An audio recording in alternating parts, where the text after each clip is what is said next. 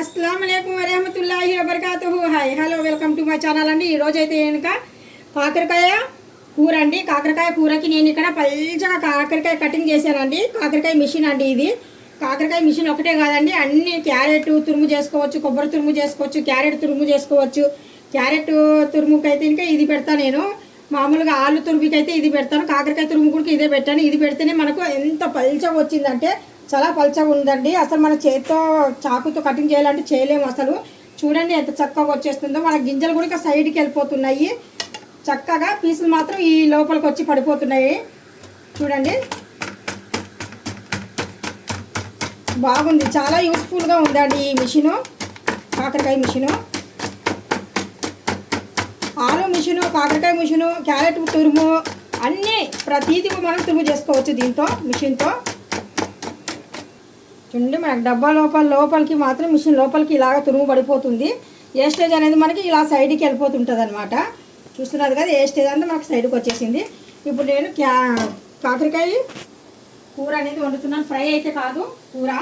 ఇక్కడ నేను ఆల్రెడీగా నూనె అనేది పెట్టుకున్నానండి,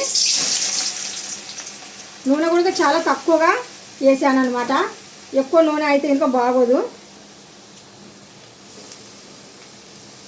ఎవరికైనా సరే గింజలు, కాకరకాయ గింజలు కూడా ఇష్టం ఉంటే కనుక తినేయవచ్చు, పర్వాలేదు। ఇక్కడైతే కనుక నేను కాకరకాయ గింజలు అనేవి సైడ్ చేసేసాను వేస్టేజ్ అనేసి।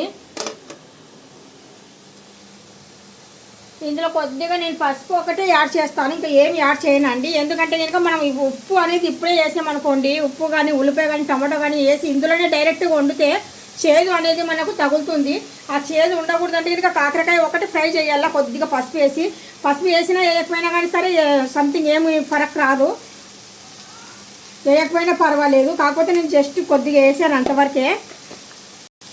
మరి అయితే ఇంకా అదే ఎప్పుడు చేస్తారండి అని మీరు అనుకోవచ్చు। నేనైతే ఇంకా మళ్ళీ ఇంకొక కళాయి సపరేట్గా పెట్టుకొని అందులో ఉల్లిపాయ టమోటా అనేది బాగా ఏగనిచ్చేసి, కారం పొడి, కొద్ది గరం మసాలా ఇవన్నీ వేసి ఆ తర్వాత దించేటప్పుడు బాగా మగ్గనిచ్చేసి, అప్పుడు దింపేటప్పుడు ఆ ఉల్లిపాయ టమోటాను కాకరకాయ ఇక్కడ సపరేట్ వేగినది కలిపేస్తాను, కలిపేసి ఒక్క 2 మినిట్స్ అనేది వేగనిచ్చేసి మళ్ళీ స్టవ్ మీద పెట్టేసి దింపేస్తాను।